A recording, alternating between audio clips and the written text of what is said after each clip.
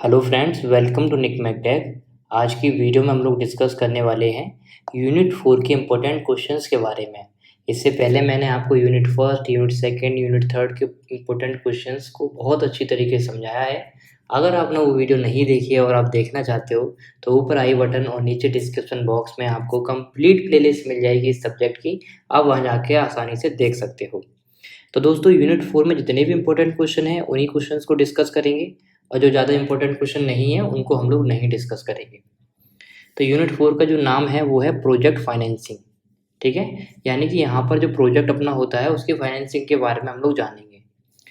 तो सबसे पहले जो इसमें इम्पोर्टेंट क्वेश्चन है वो ये है, what is cost estimation, what are elements of cost estimation in project management. यानी कि हमारे पास कोई भी प्रोजेक्ट है जिस पे हम लोग काम करने वाले हैं, है ना। तो वो जो प्रोजेक्ट है उसकी कॉस्ट एस्टिमेशन हम लोग किस तरीके से करते हैं और उसके कौन कौन से एलिमेंट होते हैं उसके बारे में हमको बताना है। तो देखो, कॉस्ट एस्टिमेशन का मतलब ये होता है हम लोग प्री अनुमान लगा लेना, यानी कि हम लोग पहले से ही अनुमान लगा लेते हैं ये जो प्रोजेक्ट हम लोग स्टार्ट करने वाले हैं इसमें कितना खर्चा आएगा, है ना। एक पहले से ही हम लोग कैलकुलेट कर लेते हैं, अगर हम इस प्रोजेक्ट पे काम करेंगे तो इसमें इतना खर्चा आ सकता है, इतना इसमें रिस्क हो सकता है ना। और खर्चा हो सकता है अलग अलग तरीके का खर्चा हो, तो वो सब हम लोग पहले से ही एस्टिमेट कर लेते हैं। क्या ये जो प्रोजेक्ट हमारा सफल होगा भी या नहीं होगा, इससे हमें बेनिफिट होगा भी या नहीं होगा।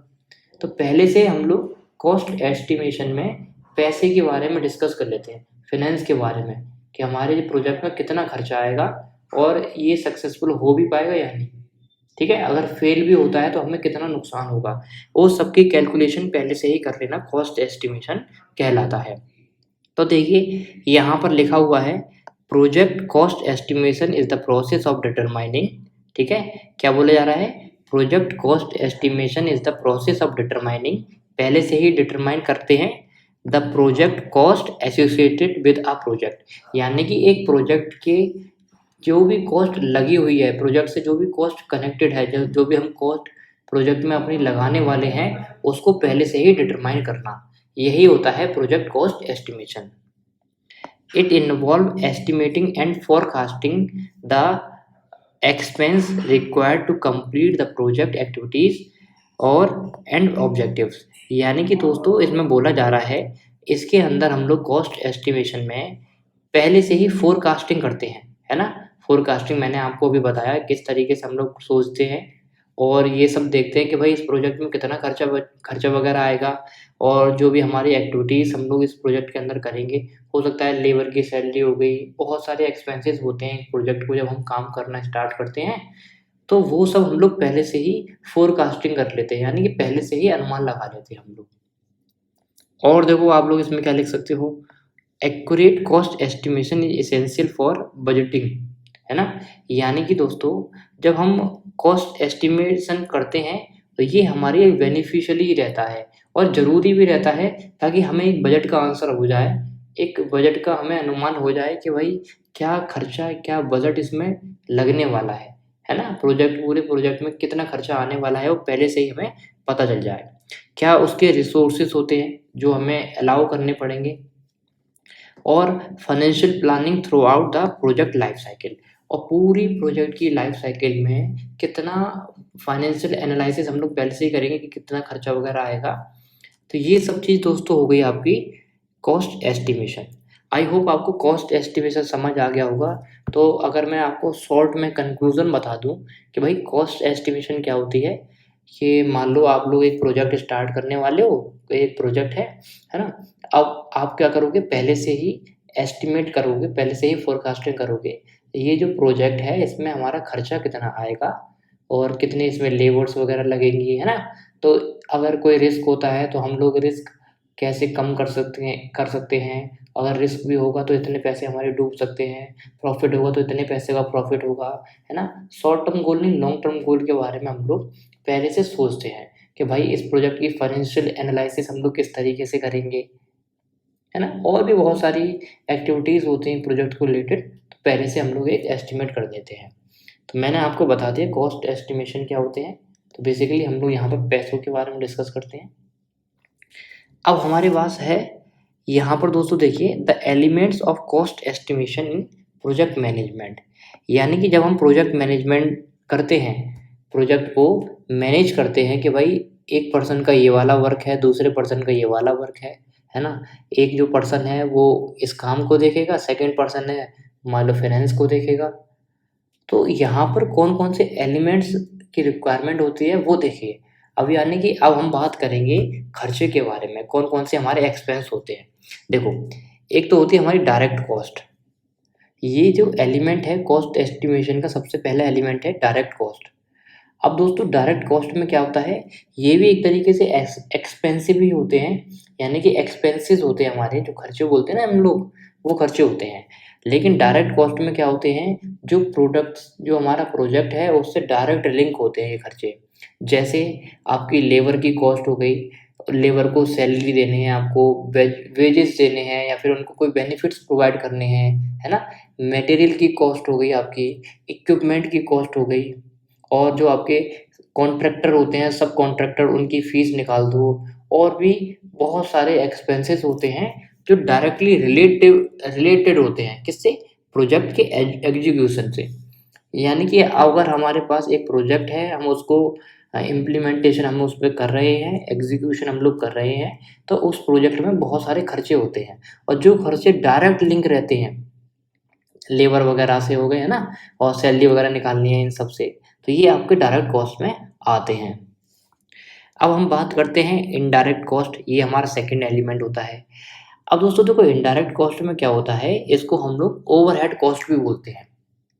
ठीक है, क्या बोलते हैं, ओवरहेड कॉस्ट भी बोलते हैं। और ये जो कॉस्ट होती है डायरेक्ट प्रोजेक्ट से लिंक नहीं होती है। ठीक है, और इसमें क्या होता है कि मान लो कोई भी एरर आ गया, ठीक है, या फिर कोई भी हमें क्या करना है, सपोर्ट, एडिशनल सपोर्ट करना है अपने प्रोजेक्ट को। जैसे एग्जांपल से मैं आपको समझाता हूँ। जैसे आपका स्पेस रेंटल हो गया, आप प्रोजेक्ट एक जगह पे सेटलमेंट कर रहे हो ना, एक एक आपको जगह परचेज करनी पड़ेगी जहाँ पर आप प्रोजेक्ट अपना कंप्लीट करोगे, है ना, लेबर वगैरह रखोगे। तो स्पेस का रेंटल, यानी कि जो जगह का उसका रेंट आपको देना। यूटिलिटी हो गई, है ना, स्टाफ की सैलरी प्रोवाइड करना, और जनरल सप्लाईज, जो भी जनरल छोटी मोटी सप्लाईज वगैरह होती हैं, वो सब जो होते हैं वो इसके अंदर आते हैं। अब नेक्स्ट है हमारे पास दोस्तों कंटिजेंसी रिजर्व। अब देखो इसमें क्या होता है दोस्तों, कि हम लोग पहले से ही ये सोच लेते हैं कि हम जो प्रोजेक्ट को एग्जीक्यूट कर रहे हैं, है ना, और उसमें बेवजह कोई खर्चा आ गया, मान लो हम नहीं चाहते वो खर्चा आएगा, हमने उसको कोई एस्टिमेट नहीं किया, है ना, कॉस्ट एस्टिमेट हमने नहीं किया, और वो खर्चा आ रहा है, तो उसके लिए एक पर्टिकुलर अमाउंट हम लोग पहले से ही अलग करके रखते हैं कि अगर बाई चांस कोई हमने जो एस्टिमेट किया है वो वाला खर्चा नहीं, कोई अलग से कोई खर्चा आ जाए उस प्रोजेक्ट के अंदर, और हमें पैसे की ज़रूरत पड़े, तो हम पैसे कहाँ से लाएँगे? तो वो जो एक अमाउंट होता है वो पहले से ही हम लोग रिज़र्व में सेट करके रखते हैं, है ना? कि मान लो हमें प्रोजेक्ट में हमें ज़रूरत पड़ गई पैसे की अचानक से, है ना? और वो जो रेवेन्यू कहाँ से आएगी, जो हम रिज़र्व में रखेंगे, अपने पास पहले से ही एक अमाउंट सेटअप करके रखेंगे कि अगर इमरजेंसी केस में, अगर प्रोजेक्ट में कोई और हमें खर्चा करना पड़ जाए एडिशनल, तो हम यहाँ से पैसे वहाँ पर लगा सकते हैं। तो ये आपका आता है कंटिजेंसी रिजर्व के अंदर। ठीक है, अब हम नेक्स्ट बात करते हैं हमारी इन्फ्लेशन, है ना। अब देखो इन्फ्लेशंस के अंदर क्या आता है दोस्तों, यहाँ पर मान लो inflation refers to the general increase in price over time. कि मान लो इन्फ्लेशन का मतलब ही यही दोस्तों होता है कि मान लो आज हम प्रोजेक्ट को कॉस्ट एस्टिमेट कर रहे हैं प्रोजेक्ट की। अब मान लो आज के टाइम पर जो खर्चा होना है हमारा, हमने पहले से एस्टिमेशन लगाया। अब मान लो जो हम काम कर रहे हैं आज के टाइम पे 5 रुपए की कोई मटेरियल आ रहा है ना, और हमारा जो प्रोजेक्ट का प्लान है वो हम 1 साल का प्लान है, तो क्या भरोसा कि जो आज 5 रुपए के बेस पे आ रहा है मटेरियल, वो 2-3 महीने बाद हो सकता है 10 रुपए का आ जाए, है ना। तो कॉस्ट बढ़ भी सकती है, और हो सकता है कॉस्ट घट भी जाए मटेरियल की, है ना। तो इन्फ्लेशन तो लगते ही रहते हैं, तो ये भी हमें पहले से ही सोचना पड़ता है कि भाई कभी प्राइस में इंक्रीज़मेंट हो जाए, है ना। अगर जो हमने सोचा है वैसा ना हो, प्राइस बढ़ जाए और प्रोजेक्ट की कॉस्ट भी उससे बढ़ जाएगी, होगी, और हमारे ओवरऑल जो हमारे जो प्रोजेक्ट है उस पे कहीं न कहीं फ़र्क पड़ेगा ही पड़ेगा। मटेरियल की कॉस्ट मान लो आज कम है और आगे चल के 2-3 महीने बाद मटेरियल की कॉस्ट बढ़ जाती है। लेबर के खर्चे आज मान लो ₹200 लेबर ले रही है काम करने के, और 2-3 महीने बाद ₹400 लेने लगे, है ना? तो कॉस्ट तो हमारी बढ़ जाएगी। और भी बहुत सारे जो खर्चे हैं, आज मान लो कम हैं, आगे चल के वो खर्चे बढ़ जाएँ, तो हमारी कॉस्ट तो बढ़ रही है ना, तो इससे प्रोजेक्ट की कॉस्ट भी बढ़ सकती है। तो ये सब इन्फ्लेशन के अंदर आता है, ठीक है? फिर है ओवरहेड एंड प्रॉफिट मार्जिन।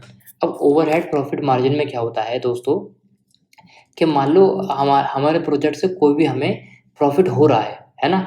कोई भी प्रॉफिट अगर हो रहा है, तो वो जो प्रॉफिट हो रहा है वो ऑर्गेनाइजेशन में ही हम लोग लगा देते हैं। जैसे मैनेजमेंट की सैलरी हमको देनी हो, मार्केटिंग एक्सपेंसेस हमें करने हो, कि भाई हमने हमारा जो प्रोजेक्ट है, जो हमने प्रोडक्ट बनाया है, उसकी मार्केटिंग भी हमें करनी पड़ेगी, और भी कोई इनडायरेक्ट एक्सपेंसेस आ रहे हैं, तो वो सब इंक्लूड होते हैं मार्जिन में। कौन से मार्जिन में? मार्जिन फॉर प्रॉफिट, ठीक है? नेक्स्ट है हमारे पास एस्केलेशन। तो दोस्तों एक्सप्लेनेशन में क्या होता है कि मान लो अ, जब हम प्रोजेक्ट को एग्जीक्यूट कर रहे हैं, तो उस दौरान मार्केट की कंडीशन के अकॉर्डिंग या फिर कोई एक्सटर्नल फैक्टर की वजह से प्राइस बढ़ जाए, है ना? तो हमारी प्रोजेक्ट की कॉस्ट भी बढ़ जाएगी। अब उसको हैंडल किस तरीके से करेंगे, जो एक्सपेक्टेड राइज हैं प्राइस के, उसको देखना, तो वो एक्सप्लेनेशन के ही अंदर आता है। आप लोग ऐसे लिख सकते हो, explanation factor are applied to account for anticipated increase in cost due to specific market condition or external factors. For example, if there is increase in the cost of particular material, ठीक है, मान लो हमें पता है कि भाई इस particular material की कॉस्ट बढ़ेगी ही बढ़ेगी, है ना? तो उस कॉस्ट को दोस्तों पहले से ही उसके जो फैक्टर है ना, वो हम कर सकते हैं कि भाई अगर ऐसी कॉस्ट बढ़ भी जाएगी, तो जो एक्सपेक्टेड राइज है हमको पता रहता है कि भाई आगे चल के इसके प्राइस बढ़ने ही वाले हैं, है ना? तो ये चीज़ तो हम लोग पहले से सोच के बैठते हैं ना, कि बाई चांस अगर इसके प्राइस बढ़ जाएंगे, तो उसको किस तरीके से एडजस्ट करेंगे, वो एक्सप्लेनेशन में ही आता है, ठीक है? अब हमारे पास है डिप्रिसिएशन।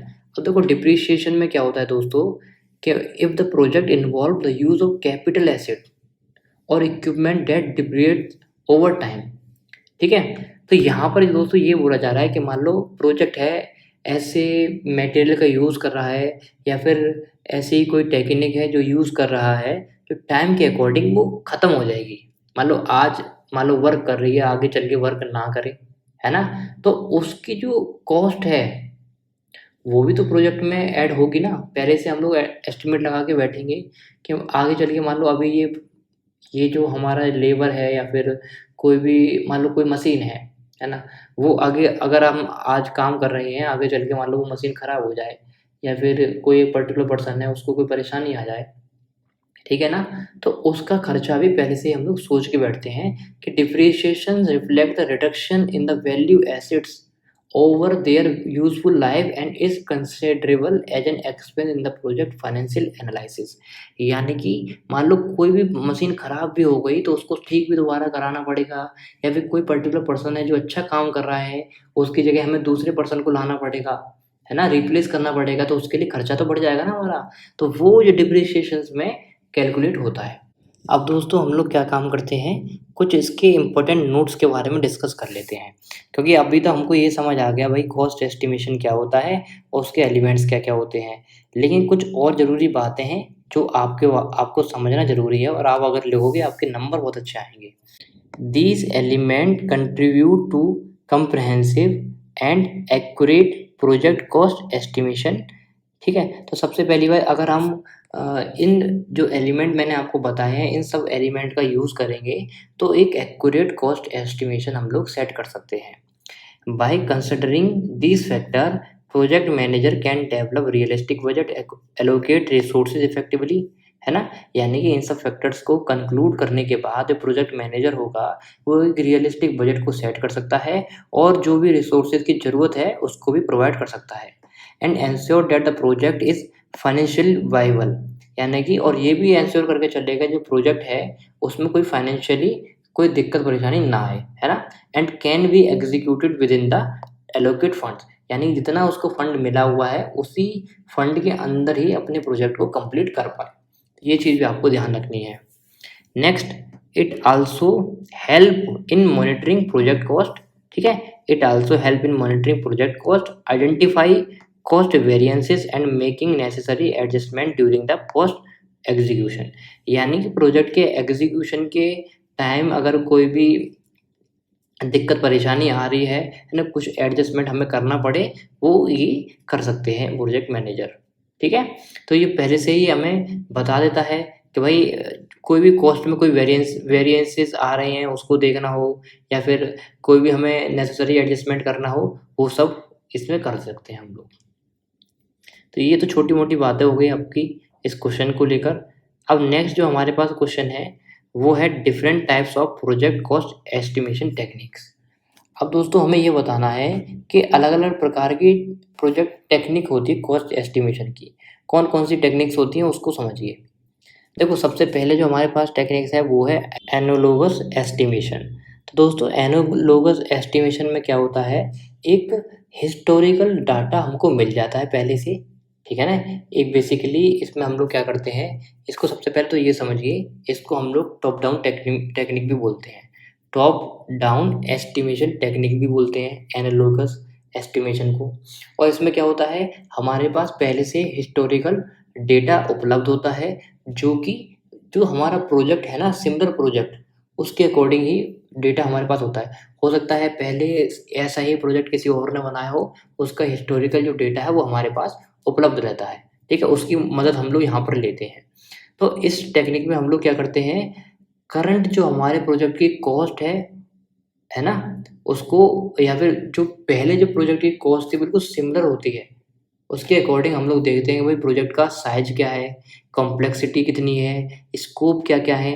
तो बेसिकली एनालॉगस जो जो टेक्निक है दोस्तों, ये quick and easy to implement. हम लोग इसको क्विकली और ईज़िली हम लोग इम्प्लीमेंट कर सकते हैं।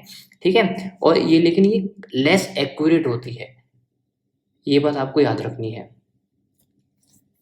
तो यहाँ पर मैंने क्या बोला, एनालॉगस एस्टिमेशन में हम लोग क्या करते हैं, बिल्कुल जिस प्रोजेक्ट पे अभी हम काम करने वाले हैं, ऐसा ही हमारे पास एक पुराना कोई प्रोजेक्ट होगा जो ऑलरेडी हम लोग वर्क कर चुके होंगे, जिसका बजट भी सेम होगा, साइज भी सेम होगा, कॉम्प्लेक्सिटी भी सेम होगी, है ना? तो वहाँ से हिस्टोरिकल डेटा को हम लोग लेते हैं और अपने प्रोजेक्ट के ऊपर काम करते हैं। उसी के हिसाब से हम लोग प्लानिंग वगैरह करते हैं। लेकिन ये लेस एक्यूरेट होता है और जल्दी से हम लोग इसको इम्प्लीमेंट कर भी सकते हैं। नेक्स्ट है हमारे पास पैरामेट्रिक एस्टिमेशन। अब दोस्तों देखो, पैरामेट्रिक एस्टिमेशन में क्या होता है, इसमें हम लोग मैथमेटिकल मॉडल का यूज़ करते हैं। ठीक है, जैसे साइज क्या है, ड्यूरेशन क्या है, नंबर ऑफ यूनिट्स कितनी है ना, कॉस्ट वगैरह हम लोग देखते हैं इसमें। और ये जो टेक्निक होती है ये यूज़फुल होती है when historical data is available. यानी कि एनालॉगस एस्टिमेशन जब हमने किया था वहाँ पर हमारे पास हिस्टोरिकल डाटा था, तो यहाँ पर हमारे पास अगर हिस्टोरिकल डाटा है, उसके अकॉर्डिंग हम लोग मैथमेटिकल मॉडल का यूज़ कर कर, ठीक है, और अपने प्रोजेक्ट को काम करते हैं, यानी कि इस टेक्निक का यूज़ करते हैं। जैसे जैसे हम लोग कोई फार्मूला ड्राइव करना हो हमें, या फिर कॉस्ट एस्टिमेशन रिलेशनशिप बतानी हो, है ना, तो parametric estimation provide a more detail and accurate estimate compare to analogical estimation. यानी कि जो एनालॉगस एस्टिमेशन है, इससे ज़्यादा एक्यूरेट और डिटेल में हमें एक एस्टिमेशन बताती है ये पैरामेट्रिक एस्टिमेशन। क्यों बताती है? क्योंकि यहाँ पर हम लोग मैथमेटिकल मॉडल का यूज़ करते हैं, फार्मूला का यूज़ करते हैं, है ना, ये सब चीज़ें। नेक्स्ट है हमारे पास बॉटम अप एस्टिमेशन। जैसे हमने अभी बात करी एनालॉजर और पैरामेट्रिक एस्टिमेशन की, तो बॉटम एस्टिमेशन में क्या होता है दोस्तों, ये बिल्कुल डिटेल, है ना, detail approach that involve estimation cost at lower level of work breakdown structure. यानी कि यहाँ पर दोस्तों बॉटम बॉटम अप, यानी कि छोटे छोटे जो भी एक्सपेंस आपके प्रोजेक्ट के अंदर आ रहे हैं उसको भी ब्रेक डाउन करते हैं हम लोग इसमें, और उन सबका एस्टिमेट पहले से लगाते हैं। ठीक है, ये बात आपको याद रखनी है। जैसे अगर हम बात करें, each component is estimated individually, जो भी कंपोनेंट है इंडिविजुअली उसको एस्टिमेट करना पड़ता है हमें, जैसे उसकी स्पेसिफिक रिक्वायरमेंट क्या है, रिसोर्सेज एंड एसोसिएटेड कॉस्ट। ठीक है, तो ये जो टेक्निक है ये बहुत ज़्यादा डिटेल में नॉलेज हमें प्रोवाइड करती है, तब हम कॉस्ट एस्टिमेट कर पाते हैं। फिर हमारे पास 3 पॉइंट एस्टिमेशन।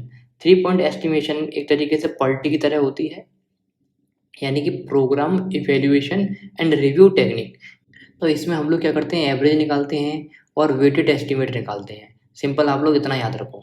ठीक है, this technique provide a range of potential cost and help in accessing the project overall risk exposure, यानी कि कोई भी रिस्क वगैरह आ सकता है, उसको भी हम लोग इससे कैलकुलेट कर सकते हैं कि भाई ऐसा कोई रिस्क आ सकता है।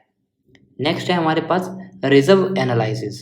देखो रिजर्व मैंने आपको बता दिया, रिजर्व में क्या होता है, हम पहले से एक फंड होता है जो हम लोग बचा कर रखते हैं, है ना, ताकि हमारे प्रोजेक्ट में कोई हम ना चाहते हुए अनवांटेड रिस्क आ जाए, है ना, तो उस वहाँ पर हम लोग अपने पैसे को इन्वेस्ट कर सकें, पैसा लगा सकें, फालतू में दोबारा से फंडिंग की हमें ज़रूरत ना पड़े। हमारे पास एक सेफ अमाउंट अलग से रहता है रिजर्व के अंदर, वो रिजर्व एनालिसिस में होता है। नेक्स्ट है हमारे पास एक्सपर्ट जजमेंट। अब दोस्तों एक्सपर्ट जजमेंट में क्या होता है कि मान लो जो पहले से काम कोई कर रहा है उस प्रोजेक्ट के ऊपर, या फिर उन्होंने बहुत सारे प्रोजेक्ट कर रखे हैं, तो वहाँ से हम लोग क्या लेते हैं, जो उस फील्ड के एक्सपर्ट होते हैं उनसे सलाह वगैरह लेते हैं, और उसके अकॉर्डिंग हम लोग अपनी कॉस्ट को एस्टिमेट लगाते हैं कि भाई हमारे प्रोजेक्ट में कितना खर्चा आएगा। तो बेसिकली एक्सपर्ट की मदद लेते हैं जो उस फील्ड में ऑलरेडी बहुत कुछ अच्छा अचीव कर चुके होते हैं। अब यहाँ पे कुछ बातें हैं जो आप लोग नोट में लिख सकते हो, जैसे the cost estimation technique can be use individually. ठीक है, तो यहाँ पर क्या बोला जा रहा है, जो कॉस्ट एस्टिमेशन टेक्निक है वो इंडिविजुअली एक पर्सन के द्वारा यूज़ की जा सकती है, और इन कॉम्बिनेशन, और कॉम्बिनेशन में, या फिर depending on the project nature, available data and level of accuracy required. यानी कि जो प्रोजेक्ट कॉस्ट एस्टिमेशन टेक्निक है ये एक सिंगल पर्सन भी यूज़ कर सकता है, या फिर कॉम्बिनेशन ऑफ मोर पर्सन्स वो भी यूज़ कर सकते हैं, लेकिन डिपेंड करता है भाई प्रोजेक्ट का नेचर क्या है, उसको कितने, क्या डेटा आपके पास ऑलरेडी उसके रिगार्डिंग अवेलेबल है, या फिर कैसी आपको रिक्वायरमेंट है, किस चीज़ की, एक्यूरेसी की। ठीक है, नेक्स्ट है हमारे पास project manager often employ multiple technique to ensure a more reliable and comprehensive cost estimate.